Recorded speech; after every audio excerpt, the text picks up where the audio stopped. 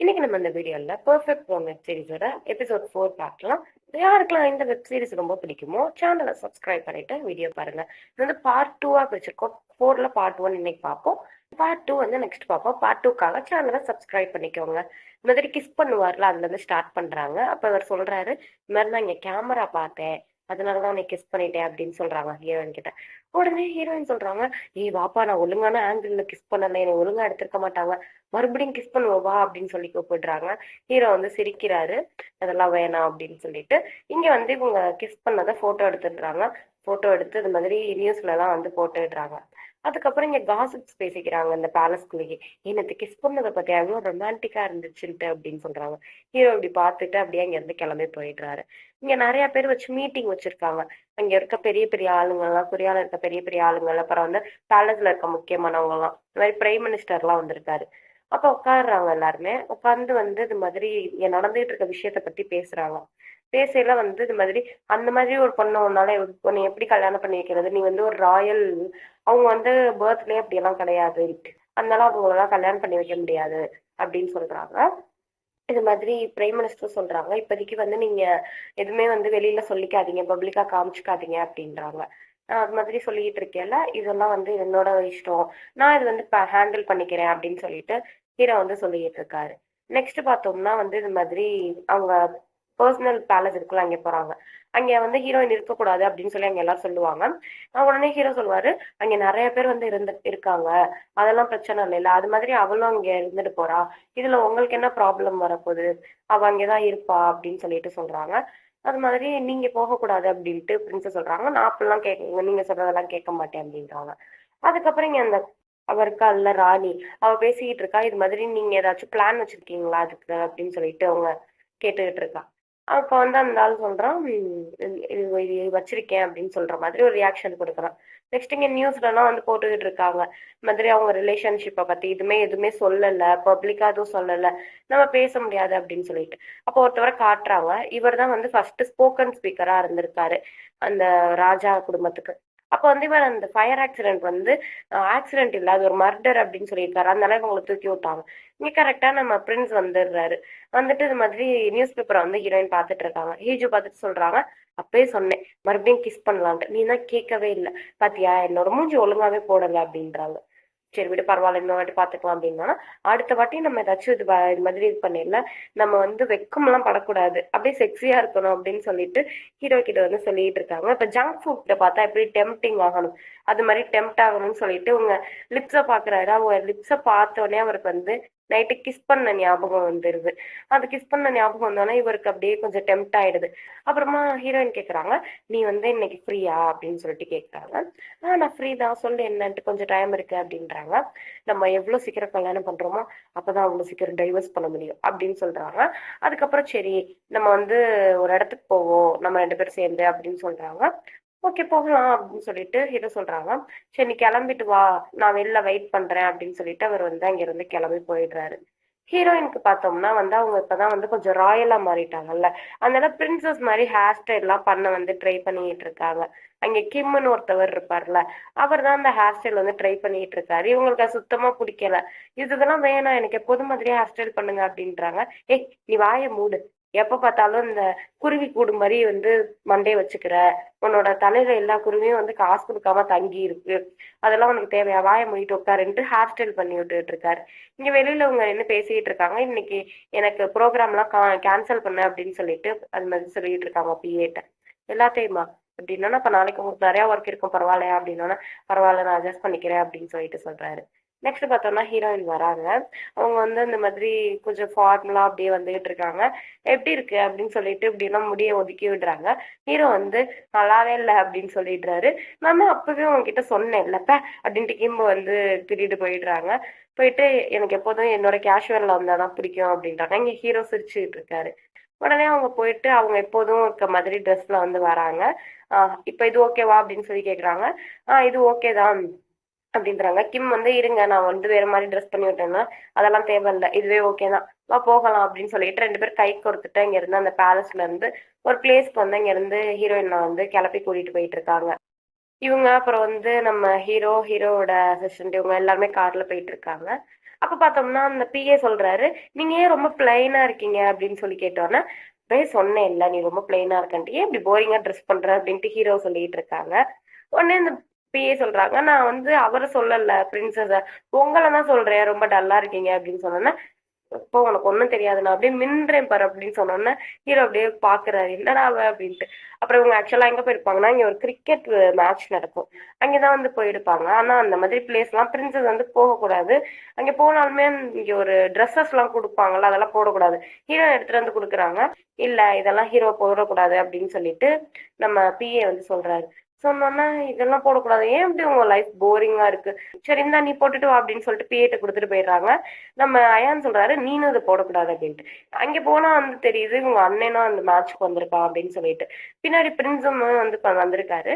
அப்ப போயிட்டு இவர் எப்படி இருக்கீங்க அப்படின்னு சொல்லி கேட்டோன்னா அவங்க ஒய்ஃப் இழுக்கிறாங்க. அவர் ஃபர்ஸ்ட் கை கொடுக்காம நம்ம கொடுக்க கூடாதுன்ட்டு. அதுக்கப்புறம் ரெண்டு பேருமே இன்ட்ரடியூஸ் ஆயிக்கிறாங்க. இவங்க ரெண்டு பேரும் இன்ட்ரடியூஸ் ஆனதுக்கு அப்புறம் இங்க பார்த்தோம்னா மின் இருக்காருல்ல பிரைம் மினிஸ்டர், அவர் வராரு. எப்போதுமே அவர் தான் ஃபர்ஸ்ட் இது மாதிரி ஓப்பனிங் பண்ணி வைப்பாராம். அதே மாதிரி இப்போ ஓப்பனிங் பண்ணி வைக்கிறாரு, நல்லாவும் அவர் கேம் விளையாடுவாராம். ஓப்பனிங் பண்ணி வச்சுட்டு இங்க வராரு. அப்ப ஹீரோயினை பாக்குறாரு. ஹீரோயினை பார்த்தோன்னே தான் அவர் பக்கத்துல வந்துருவார்ல, இந்த மாதிரி பக்கத்துல வந்து வா சாப்பிடலாம் அப்படின்னு சொல்றாங்க. சொல்லல இப்ப கேமரா வந்து கரெக்டா வந்து பிரின்ஸ் வந்து ஃபோக்கஸ் ஆயிடுச்சு.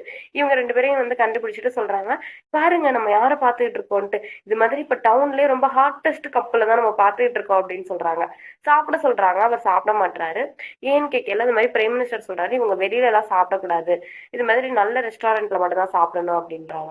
இந்த மாதிரி கிஸ் பண்ணுங்க கிஸ் பண்ணுங்க அப்படின்னு சொல்லிட்டு எல்லாருமே கேட்டுட்டே இருப்பாங்க. பட் இவர் வந்து இவங்க ரெண்டு பேரும் கிஸ் பண்ணிக்க மாட்டாங்க. அப்பதான் அவங்க வந்து காதுல வந்து போய் சொல்றாரு, நீ தான் வந்து இது மாதிரி நம்ம ஷேம்லெஸ்ஸா செக்ஸியா பிஹேவ் பண்ணணும்னு சொன்னீங்கல்ல, இப்போ வேணா பிஹேவ் பண்ணுவோமா அப்படின்னு சொல்லி கேக்குறாங்க. அப்போ உங்க போனை இப்போ காமிச்சு இது மாதிரி அவர் பிரின்சஸ், நாங்க இங்கெல்லாம் கிஸ் பண்ணிக்க முடியாது, நாங்க டீசெட்டா நடந்துக்கணும் அப்படின்னு சொல்றாங்க. நெக்ஸ்ட் இங்க வரிசையா கொடையை வச்சு மறைச்சிட்டு இருக்காங்க. இப்போ ஹீரோயின் வந்து இப்படி கொடையை வச்சு மறைச்சா நம்ம எப்படி தெரியும் அப்படின்னு சொல்லிட்டு வராங்க. மின் வந்து சாப்பிட கூப்பிடுறாரு. நம்ம ஹீரோ ரொம்ப ஜெலசி ஆகுறாரு. இது மாதிரி சாப்பிட கூப்பிட்டோன்னே நானும் சாப்பிட வரேன் உங்க கூட அப்படின்னு சொல்றாங்க.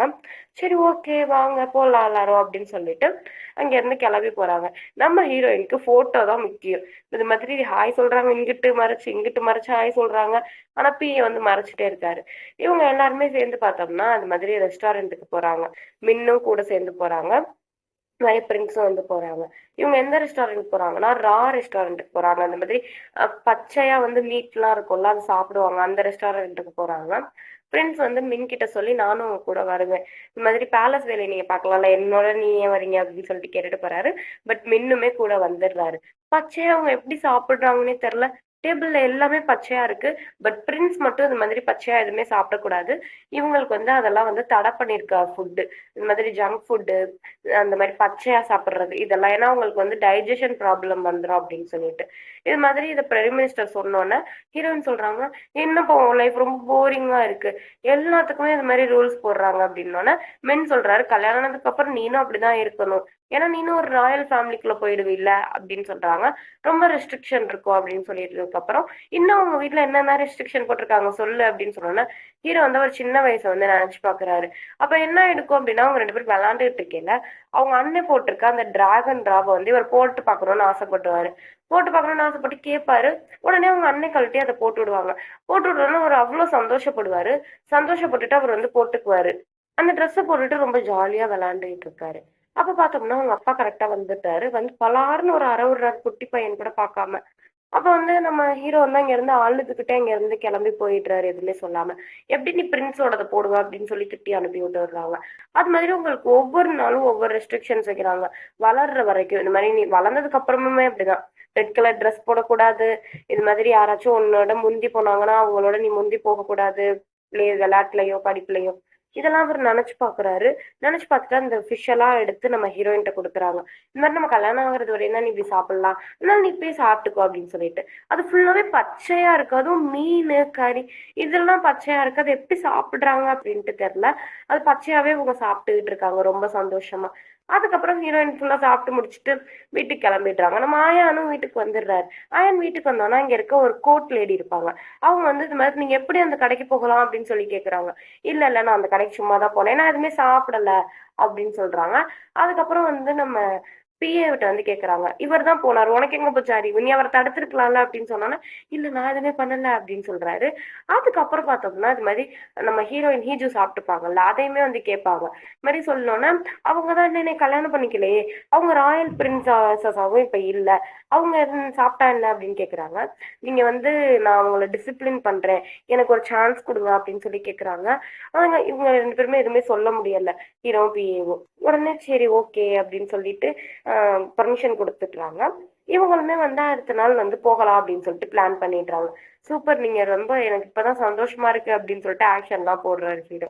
இங்க ஹீஜு பார்த்தா அவங்க கம்பெனி கிளம்பிட்டு இருக்காங்க. கிளம்பிலும் வந்துட்டு ஒருத்தவங்க சாப்பாடு ஊட்டி விடுறாங்க, ஒருத்தவங்க செப்பல் போட்டு விடுறாங்க.